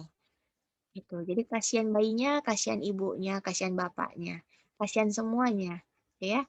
Kasihan bapaknya karena susunya mahal, kasihan ibunya asinya tidak eh, dimanfaatkan oleh bayinya, kasihan bayinya karena nutrisinya tidak sesuai yang seharusnya. Kemudian, ini perlengkapan kantor. Mungkin saudara mendapat oatmeal, pipet, spidol, klip itu dibawa ke rumah, ya. Kecuali saudara kerja di rumah. Tetapi kalau ternyata saudara hanya mengambil perlengkapan kantor untuk kepentingan pribadi, itu tidak etis. Lalu, nah ini saya pernah ini loh, mengalami yang 4, yang huruf D ini, tapi bukan saya yang mengalami, saya yang melakukan ya. Saya yang ketempuhan. Jadi ada yang tidak masuk, pekerjaannya tidak beres, pokoknya entah kenapa akhirnya hal itu saya yang membereskan. Kalau diingat-ingat lagi saya lucu gitu ya. Jadi pokoknya banyak alasannya gitu ya. Nah ini tidak bertanggung jawab ya. Kenapa? Kasihan teman-teman yang di kantor yang tidak tahu apa-apa. Apalagi ketika saudara masuknya tidak masuk dengan mendadak gitu ya. Kecuali saudara sudah menyampaikan kepada rekan ya, misalnya tidak masuk. Saya besok cuti atau tidak masuk, ini ada pekerjaan tidak selesai, tolong nanti bantu saya begini, begini, begini, itu boleh. Tetapi tiba-tiba tidak masuk, pekerjaannya tidak beres, alasannya sakit, kasihan teman-teman yang ketempuhan. Kemudian, mungkin bisa saja ya, ketika kerja kelompok ada juga yang seperti ini, saya tidak tahu ya. Nah, sekarang yang kelima, yaitu perusahaan membayar upah rendah di negara-negara berkembang supaya produknya biaya produksinya rendah dan keuntungannya tinggi. Kemudian, nah ini penipuan produk ya, misalnya di gambarnya warna seperti burger ya. Siapa yang misalnya pernah membeli burger tapi persis seperti digambar di iklan. Nah, atau bagaimana? Lebih banyak membeli makanan sesuai gambar di iklan atau yang tidak sesuai dengan gambar di iklan? Mungkin ada yang ingin berpendapat di sini. Saya pause dulu ininya ya, rekamannya. Sebenarnya di setiap toko itu harus ada quality control ya, biasanya mengecek barang-barang apa saja yang sudah lewat masa berlakunya. Namun, ini menarik, poin yang terakhir ini menarik, kenapa? Karena sekarang ada eranya memarakkan gerakan sustainability dengan meminimalisir sampah produk kadaluarsa. Caranya bagaimana? Caranya, beberapa toko di negara maju itu sudah punya section atau unit untuk produk-produk yang masa berlakunya tinggal sedikit, gitu ya. Misalnya seminggu lagi kadaluarsa, itu akan dijual setengah harga.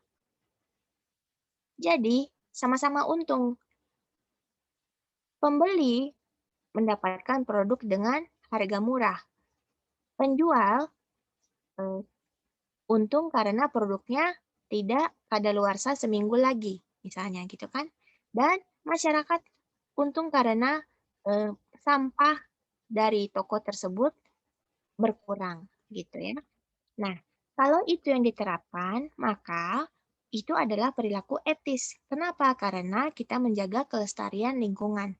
Syaratnya satu, produknya belum kadaluarsa. Jadi sebentar lagi kadaluarsa, misalnya seminggu atau 2 minggu. Nah, itu masih boleh. Nah, tetapi yang tidak etis adalah kalau sudah lewat waktunya masih dijual, apalagi dengan harga normal. Nah, itu benar-benar tidak etis. Eh, Bahkan pernah ada tayangan televisi, tapi di luar negeri ya, itu mengetahui bahwa salah satu pabrik seafood di luar negeri itu mengganti label kadaluarsa produk bekunya. Jadi sebenarnya sudah kadaluarsa bertahun-tahun yang lalu, tetapi diganti labelnya kadaluarsanya masih tahun depan. Walhasil, yang membeli produk itu tentu sakit perut semua ya. Nah, itu bahaya. Jadi, demi keuntungan finansial merugikan kesehatan atau bahkan nyawa orang lain. Itu tidak boleh. Yang boleh adalah kita mencegah hal itu dengan seminggu atau 2 minggu sebelum berakhir kadaluarsanya itu dijual produknya setengah harga sehingga tidak ada yang mubazir.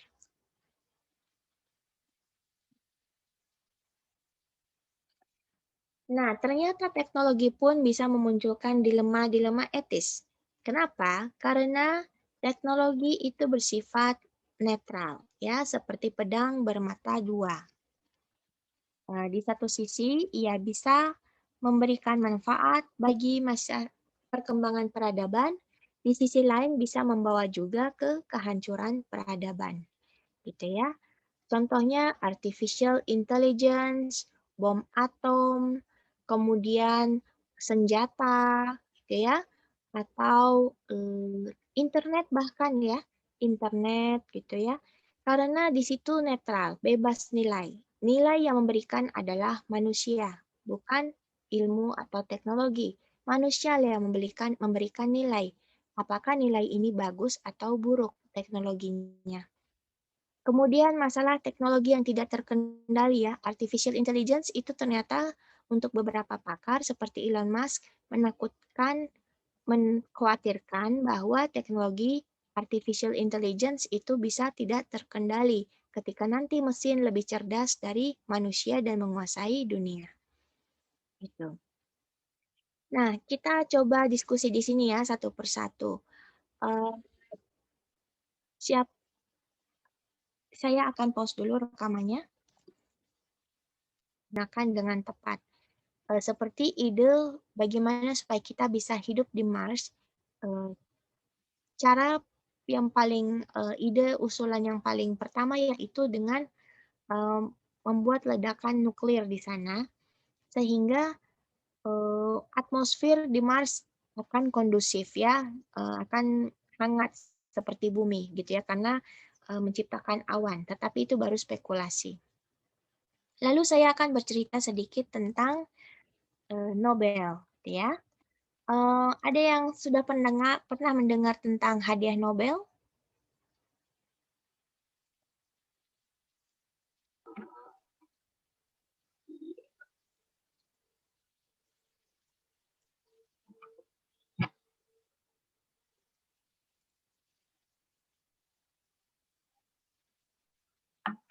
Hadiah Terkait Nobel? penelitian ya, Bu? Betul, betul, betul. Itu pencetusnya dipelopori oleh siapa? Mungkin ada yang pernah mendengar atau belum? Kalau belum nanti saya cerita. Di Google Alfred Nobel, Bu. Iya betul. Jadi dia penemu gitu ya. Terima kasih Mas Nailu. Bapak Alfred Nobel itu penemu, dia tinggal di Swedia dan dia eh, punya wasiat untuk kekayaannya setelah ia meninggal itu digunakan untuk memberikan hadiah bagi para penemu-penemu dalam bidang eh, ilmu pengetahuan, sains, dan perdamaian dunia. Jadi siapapun yang punya kontribusi paling bagus di tahun tersebut pada perdamaian, pada sains, pada pengetahuan, itu berhak mendapatkan hadiah dari warisan Bapak Alfred Nobel. Tetapi yang tidak banyak kita ketahui adalah Bapak Alfred Nobel itu adalah penemu bahan peledak atau dinamit di sana. Jadi bahan peledak waktu itu ditemukan itu untuk membangun ya, seperti kita sekarang sibuk membangun infrastruktur, ya kan? Di sana mereka susah kan membelah gunung, membuat jalan, membuat rel, maka digunakanlah penemuan bahan peledak sehingga bisa membuka gunung gitu ya untuk membangun jalan, infrastruktur, dan lain-lain. Namun ternyata penemuan tersebut jatuh ke tangan yang tidak bertanggung jawab. Maka setelah ditemukan dinamit atau bahan peledak itu, maka manusia lebih mudah untuk berperang. Nah, sejak adanya penemuan-penemuan peledak itu kan mulai marak ya Perang Dunia Pertama, Perang Dunia Kedua gitu kan ya. Bahkan korban dari bahan peledak ini bukan hanya korban perang, tetapi saudaranya sendiri, saudara laki-laki dari Alfred Nobel ini meninggal karena ledakan pabriknya, gitu ya. Pabriknya meledak dan meninggal adiknya. Jadi dia juga kehilangan keluarga karena bahan peledak. Nah, Bapak Alfred Nobel ini begitu sedih kan melihat penemuannya digunakan untuk keburukan, untuk manusia saling membunuh. Nah, karena rasa bersalahnya itu, setelah ia meninggal, ia meminta supaya kekayaannya digunakan untuk menghargai orang-orang yang mendukung perdamaian dan kemajuan ilmu pengetahuan. Nah, itu adalah contoh ya dari sejarah bahwa teknologi atau ilmu pengetahuan apabila tidak melekatkan etika di dalamnya maka bisa merusak kehidupan manusia. Begitu juga tadi dengan internet ya. Awalnya kan internet dibatasi pada dunia militer, kemudian dibuka supaya terakses gratis untuk umat manusia. Tetapi apa yang terjadi sekarang? Sebenarnya kan diharapkan ketika internet terbuka, itu kan diharapkan harus ilmu pengetahuan, informasi yang bermanfaat, itu menjadi lebih aksesibel, mudah dijangkau oleh masyarakat. Yang sebelumnya hanya bisa menonton televisi melalui satelit. Ya kan, kita dulu mengenal istilah parabola ya. Kalau dulu TV swasta itu mahal karena rumah yang bisa mengakses itu harus punya parabola yang harganya jutaan. Nah, sekarang kita terakses dengan entah Speedy atau M3 atau operator lain, bahkan WiFi di rumah gitu ya. Tetapi apa yang terjadi? Internet dipenuhi oleh perdebatan atau informasi sampah gitu ya, atau juga apa tayangan-tayangan yang tidak bagus ya, tidak mendidik begitu ya. Bahkan mungkin bisa diakses oleh anak kecil, bahkan pornografi atau kekerasan dan sebagainya.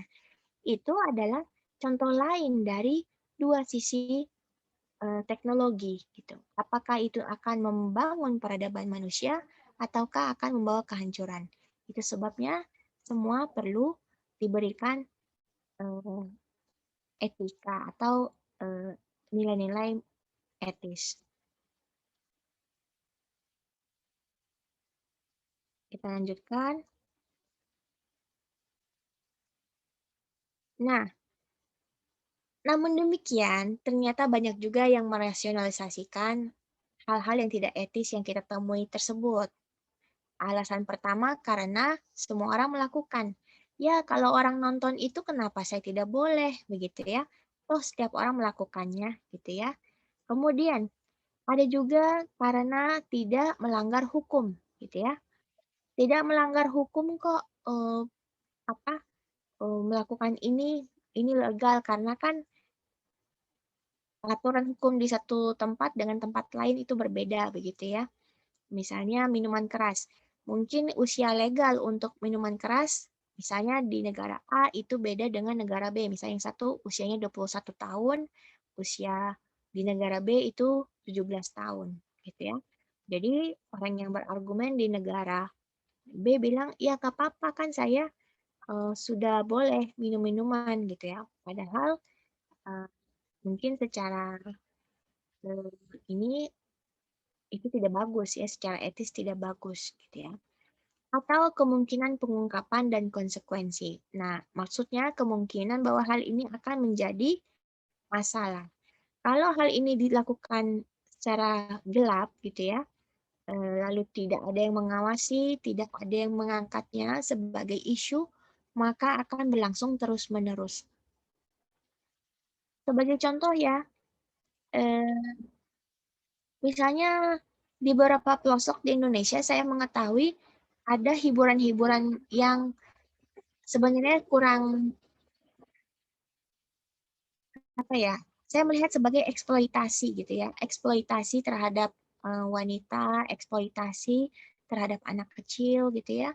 Um, Misalnya dalam apa itu pesta-pesta pernikahan gitu ya, ada hiburan malamnya begitu ya, di sana nanti ada yang minum dan sebagainya.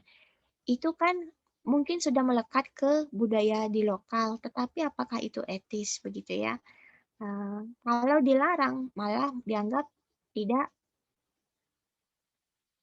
tidak melestarikan budaya gitu ya. Jadi saya bingung gitu ya. Entah misalnya hiburan tari-tarian tradisional dan sebagainya. Mungkin saudara mengerti lah sendiri ya. Untuk beberapa budaya lokal itu ada yang sebenarnya secara moral masih bisa dipertanyakan apakah ini tidak termasuk eksploitasi. Tetapi di perkotaan yang bisa kita lihat contoh eksploitasi misalnya eh, orang meminta-minta dengan membawa anak kecil gitu ya. Itu kan kita iba gitu ya, terus kita memberikan uang. Tetapi ada juga yang melihat itu bagian dari eksploitasi karena itu bukan anaknya sendiri, gitu ya, bahkan disewakan. Kemudian itu menjadi terorganisir oleh semacam mafia begitu. Jadi kita punya dilema moral. Kalau kita kasihan, kita kasih. Tapi kalau kita kasih, kita melestarikan mafia eksploitasi manusia begitu. Jadi ya kita perlu menyikapi sesuatu secara bijak begitu ya. Nah, jangan sampai juga kita terlalu merasionalisasikan semuanya sehingga mencegah kita untuk berbuat baik begitu. Ya di situ perlu kebijakan.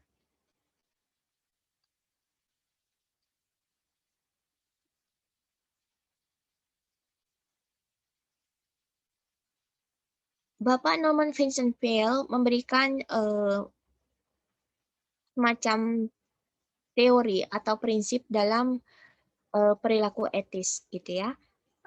Ada 5. Pertama, adanya tujuan, kemudian adanya sudut pandang, kesabaran, ketabahan, dan kebanggaan. Artinya, dalam berperilaku etis kita harus tahu tujuannya apa, maunya apa, gitu ya.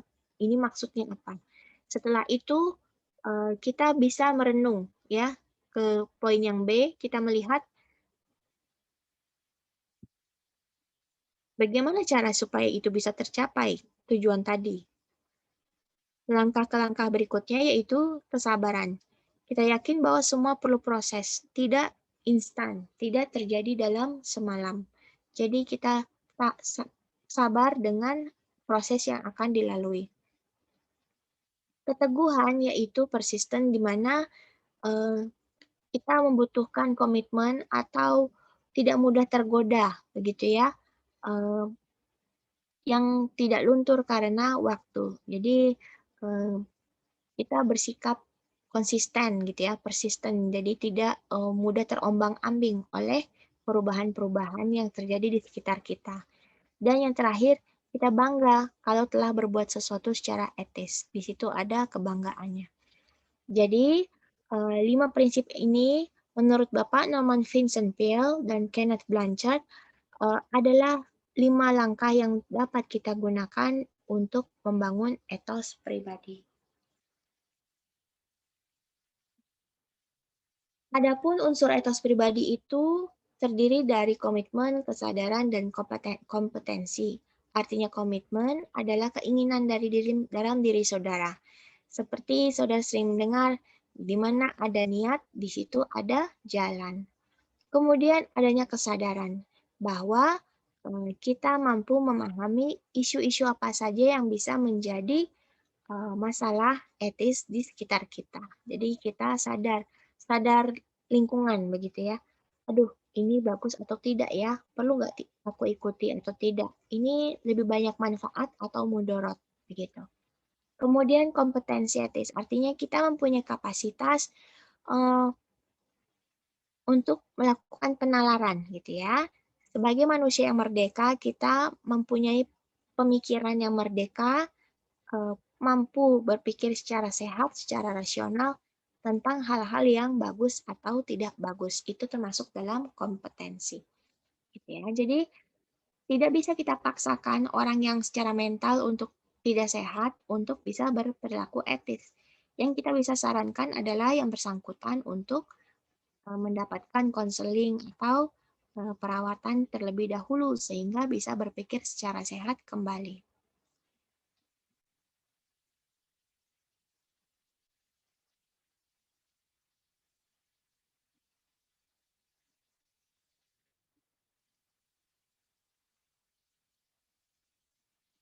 Nah,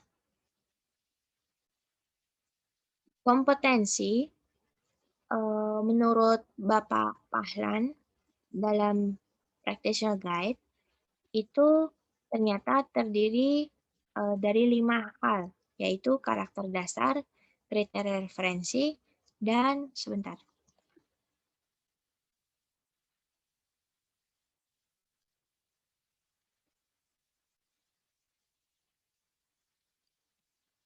Wah, ini fontnya terlalu besar ya. Jadi Bapak Pahlan itu memberikan semacam penjelasan mengenai beberapa istilah terkait kompetensi. Nah, ini saya kecilkan dulu.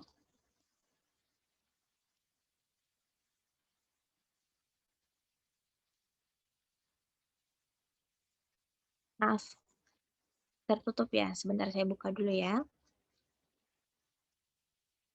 Sepertinya tidak semua perlu ditayangkan. Ini banyak istilah-istilah yang eh,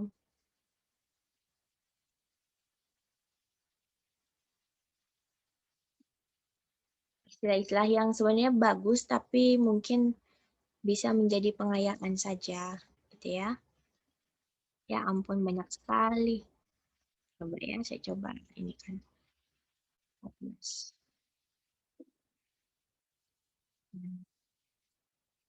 Oke, saya akan coba jelaskan sebentar.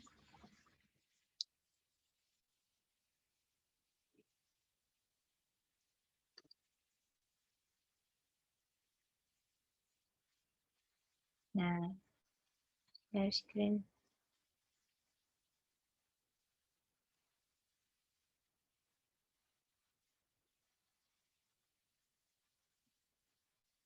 Nah, ini cukup padat ya. Saya yakin tidak mungkin ini dihafalkan. Tetapi intinya menurut Bapak Pahlan dalam buku kompetensi manajemen, ia mencoba menjelaskan beberapa istilah yang terkait dengan kompetensi, gitu ya. Nah, istilah ini ada 5, yaitu pertama karakter dasar, kriteria referensi, hubungan kausal, kinerja unggul, dan terakhir adalah kinerja efektif. Apa sih maksudnya? Jadi karakter dasar itu adalah mengenai kepribadian kita, gitu ya. Kemudian kriteria referensi berarti bahwa eh, kompetensi itu bisa diukur berdasarkan beberapa kriteria, gitu ya. Jadi istilah pertama itu karakter, kedua kriteria. Kriteria itu adalah hal yang dipakai untuk mengukur kompetensi kita. Yang ketiga adanya hubungan sebab akibat atau kausal, ya. Jadi dengan adanya keahlian atau kompetensi kita, maka bisa memprediksikan atau memperkirakan kinerja kita nanti bagus atau tidak, begitu. Jadi kalau kita punya kemampuan A, B, C, itu kemampuan itu bisa menjadi prediksi apakah nanti kita bisa bekerja dengan baik atau tidak. Ya. Contohnya, contoh kriteria ya antara lain ini. Saudara kan pernah mendengar kampus kompetensi pegawai negeri sipil ya? Kamus kompetensi Kementerian Keuangan.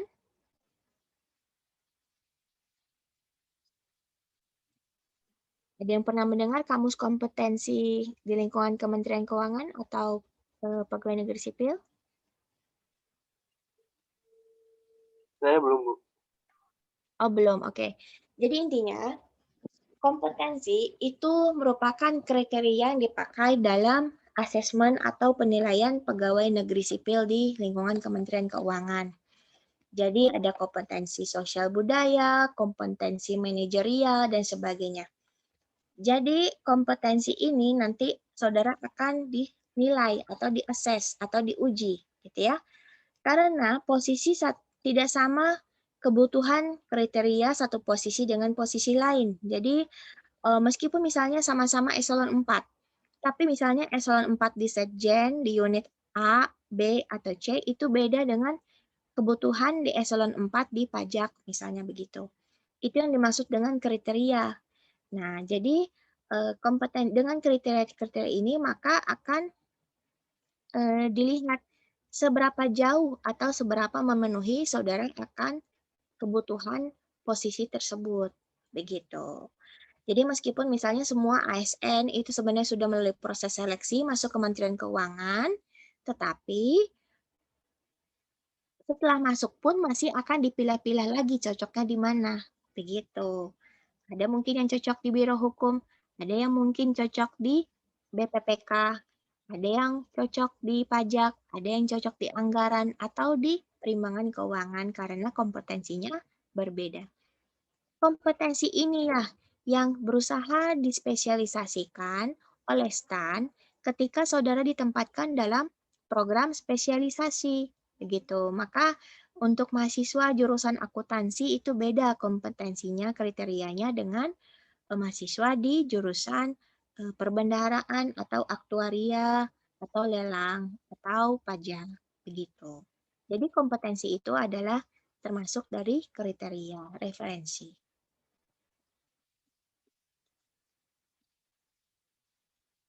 Contohnya secara simpel ya, dari kriteria ini misalnya, seberapa angka penjualan yang sudah dilakukan seorang sales ya per satuan waktu. Itu bisa bisa menjadi prediktor dari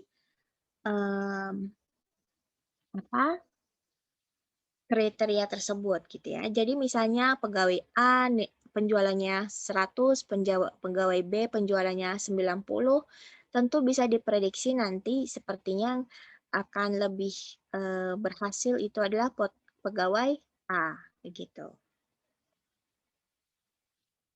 Nah, hubungan kausal ini adalah hubungan sebab akibat. Jadi kalau saudara punya keahlian 1, 2, 3 gitu ya, keahlian entah mengoperasikan komputer, atau keahlian untuk membuat kertas kerja, keahlian membuat laporan keuangan, maka itu bisa memprediksi apakah misalnya saudara cocok bekerja di Inspektorat Jenderal, begitu ya. Karena kan misalnya, oh di sana diperlukan orang yang mengerti sekali mengenai standar akuntansi pemerintahan, gitu. Tentu beda kebutuhannya dengan seseorang dipekerjakan di Pusintek, Pusat Informasi Teknologi Keuangan, karena yang di sana dibutuhkan adalah yang pandai IT, begitu ya. Nah, di sini diceritakan, kalau organisasi tidak mengakuisisi atau mengembangkan kompetensi inisiatif bagi para karyawannya, maka dapat diduga pekerjaan yang harus disupervisinya akan dikerjakan ulang dan biaya untuk memastikan kualitas pelayanan akan meningkat. Artinya, kalau kita tidak diberikan cukup pelatihan oleh organisasi dalam bekerja sesuai bidang tugas kita, maka akan semakin banyak kesalahan yang harus diperbaiki. Gitu ya, biayanya akan semakin tinggi. Jadi penting bagi kantor dimanapun saudara bekerja untuk memberikan pelatihan yang sesuai dengan pekerjaan saudara supaya nanti kerjanya akan efektif dan efisien. Nah, kinerja unggul ini mengindikasikan tingkat pencapaian. Artinya siapa yang paling berkontribusi tertinggi dalam pekerjaan tersebut gitu ya. Lalu kinerja efektif adalah batas minimum tingkat hasil kerja yang dapat diterima. Baiklah, ini sebenarnya lebih relevan untuk bidang manajemen ya, tapi sebagai pengetahuan saja tidak apa-apa. Nah, kita tadi sudah membahas mengenai aturan, kewajiban, larangan, dan sanksi. Nah, tentu akhirnya mengarah ke pemeriksaan atau audit. Nah, audit ini atau pemeriksaan itu aspeknya ada pada kepatuhan, kontribusi, dan konsekuensi. Nah, jadi misalnya audit kepatuhan terhadap standar operasional prosedur gitu ya. Karena semua yang sudah dikerjakan itu ada aturan-aturannya. Kemudian pemeriksaan kontribusi. Apa yang kita berikan kepada masyarakat atau orang lain. Nah, jadi artinya semacam apa ya namanya efektivitas dari pekerjaan kita, gitu ya. Sebagai individu atau anggota suatu organisasi, kita harus senantiasa menyadari peran kita dan berusaha agar selalu mencapai kinerja terbaik.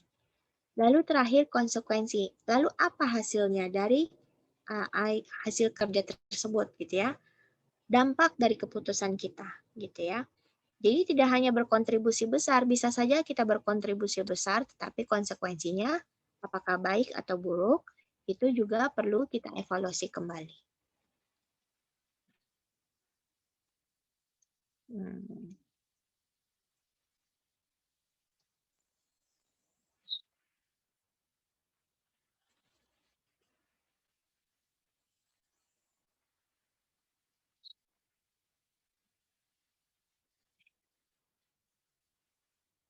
Nah, di bagian terakhir ini sedikit kita mengupas mengenai konsep diri, yaitu konsep diri itu adalah gagasan atau bayangan saudara tentang diri saudara sendiri. Nah, biasanya hal ini dibentuk oleh lingkungan kita, ya. Mungkin bagaimana orang tua memperlakukan kita, bagaimana kita berinteraksi dengan saudara, kemudian bagaimana kita mendapatkan pengasuhan, ya. Setelah itu, bagaimana kita bergaul itu mempengaruhi juga, serta pengalaman dan kehidupan di masyarakat. Jadi, artinya, pandangan saudara mengenai diri saudara sendiri itu dipengaruhi hal-hal ini, oleh masa lalu dan oleh lingkungan, serta oleh eh, keadaan saudara sendiri sebelum dibentuk oleh lingkungan. Konsep diri itu bisa negatif, bisa positif. Kalau konsep diri yang negatif, misalnya eh, dicerminkan oleh perilaku yang mudah marah, kemudian eh, sulit menerima pendapat orang lain, kemudian haus atas pujian, lalu sering mengeluh, atau um, sulit mengakui kelebihan orang lain atau memuji orang lain, dan pesimis. Ini biasanya dampak dari konsep diri kita yang negatif gitu. Jadi karena kita punya pandangan yang negatif tentang diri kita sendiri, biasanya kita menjadi cenderung negatif juga terhadap orang lain. Gitu ya, mudah tersinggung. Namun, kalau kita punya konsep diri positif, biasanya perilaku kita jadi positif juga karena kita nyaman dengan diri kita. Kalau tadi kan negatif artinya kita tidak nyaman ya dengan diri kita.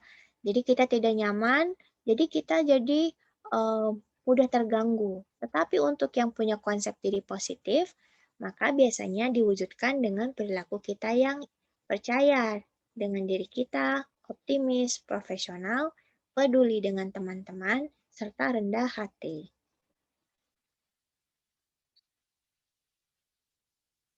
Lalu bagaimana cara untuk mengembangkan konsep diri positif?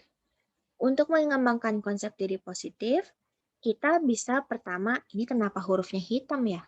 Gelap banget. Sebentar, saya ganti dulu ya. Nah, terbaca tidak? Itu ada positive thinking dan potential power. Nah, jadi, ya nggak apa-apa ya. Oke, ini saya coba ganti warnanya. ada-ada saja. Ini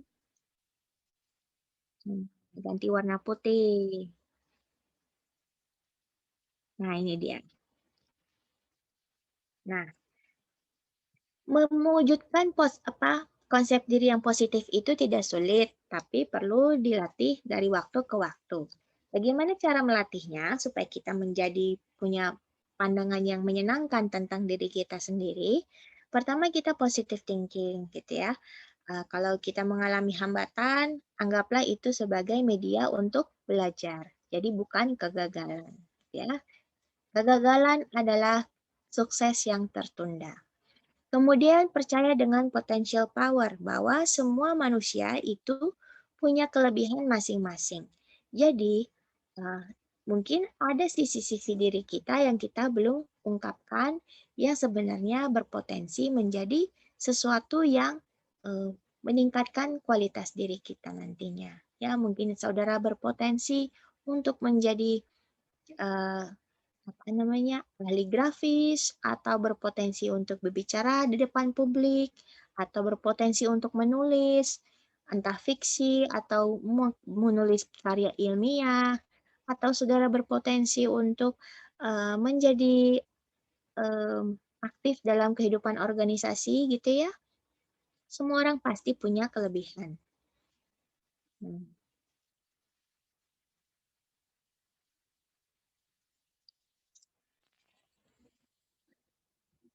Nah, ini perlu diulang-ulang atau diingat ketika kita sedang jatuh, ya. Nah, kalau kita sedang jatuh, kita harus ingat bahwa saudara sebenarnya mungkin saat ini jatuh, tetapi pernah berhasil dan akan berhasil, gitu ya. Jadi hidup itu seperti roda, gitu ya. Saya sukses, saya baik. Artinya kalau ada hal yang tidak baik, itu tidak melekat ke karakter kita, tetapi merupakan bagian dari dinamika kehidupan. Jadi kalau saudara melakukan kesalahan, segera perbaiki, segera minta maaf, karena itu adalah contoh dari perilaku orang yang baik. Dan saya bisa, gitu ya. Artinya saudara harus yakin dulu bahwa memang ada hal-hal yang kita terbatas, tetapi ada hal-hal yang saudara ahli atau bisa, gitu ya, yang membuat saudara unik daripada orang lain.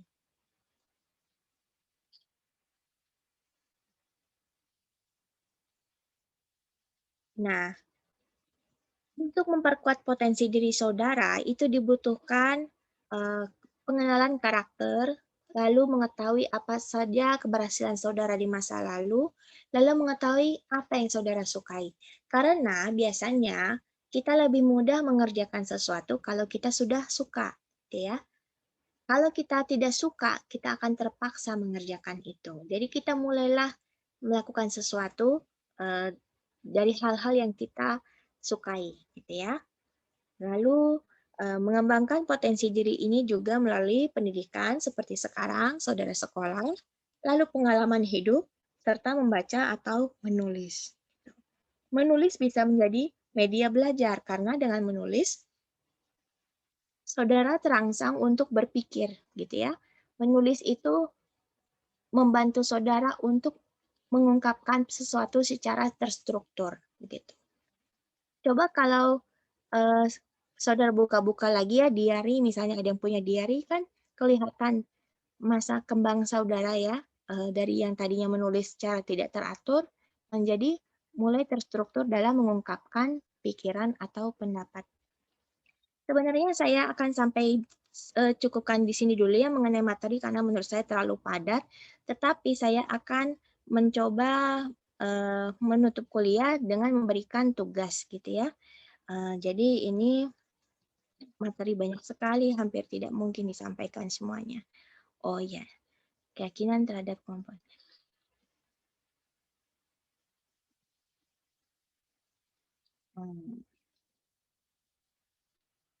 Oke, ini kita masih punya waktu sekitar 10 menit ya. Begini, Saudara masih ingat kan minggu lalu kita belajar mengenai 8 kebiasaan manusia yang efektif karya Stephen Covey, ya kan? Masih ingat ya? Masih Bu. Ya, nah ini supaya menerapkan konsep-konsep tadi yang sudah kita baca sebelumnya dari melatih, belajar, menulis, dan segalanya. Nah, kita akan mempraktekkan hal itu, yaitu nanti malam saya akan upload di Google Classroom untuk saudara menyerahkan tugas. Tapi deadline-nya akhir pekan ya, deadline-nya Sabtu. Yaitu untuk menulis dari 8 kebiasaan manusia efektif tadi, mana yang saudara pernah lakukan, gitu ya. Saya tunjukkan lagi saja mungkin ya, tapi nanti jadi kan ada kebiasaan misalnya memulai dari akhir, kebiasaan untuk first thing first ya, menentukan prioritas, kemudian ada juga kebiasaan win-win solution, lalu kebiasaan lain listen first, talk second. Kita memahami dulu sebelum ingin dipahami ya. Kita dengarkan dulu sebelum bicara gitu ya. Dan lain-lain. Itu kan ada 8. Nah, saya meminta kepada saudara untuk menyebutkan salah satu kebiasaan tadi yang pernah saudara lakukan dalam kehidupan. Nah, tolong dituliskan di selembar kertas. Boleh diketik, boleh juga ditulis tangan. Minimal 3 paragraf, maksimal 1 halaman. Nanti bisa di-upload di link Google Classroom yang akan saya berikan nanti malam. Nah, bagaimana? Kira-kira tugasnya tidak susah kan ya? Jadi Tidak, Bu. Ibu izin bertanya, kalau nulis itu Ya. berarti di folio bergaris ya, Bu? Oh, enggak, bebas, bebas. Saya sangat membebaskan soal format. Mau langsung diketik di Google itunya juga boleh, Google Classroom itu nanti. Jadi habis kelas ini saya akan upload tugas itu. Nah, saudara bebas nulisnya. Mau langsung diketik di sana, atau di-upload PDF, atau di-upload Word, atau di foto, bebas gitu ya. Saya soal format tidak mempermasalahkan. Yang penting saudara menulis gitu ya. Mau ditulis tangan, mau diketik, mau diketik langsung di Google Classroom-nya boleh, mau diketik di Word boleh gitu ya. Yang penting dari 8 kebiasaan baik tadi, mana yang pernah saudara lakukan dan tolong diceritakan gitu. Oke?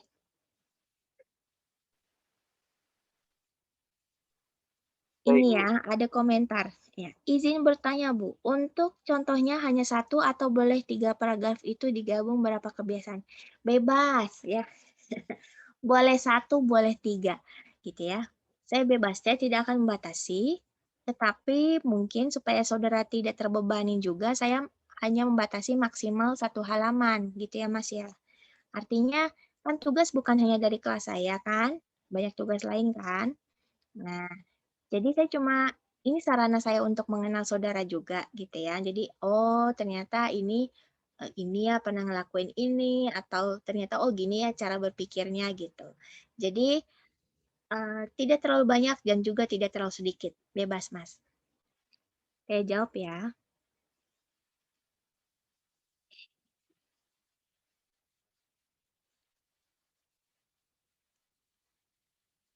Ada lagi?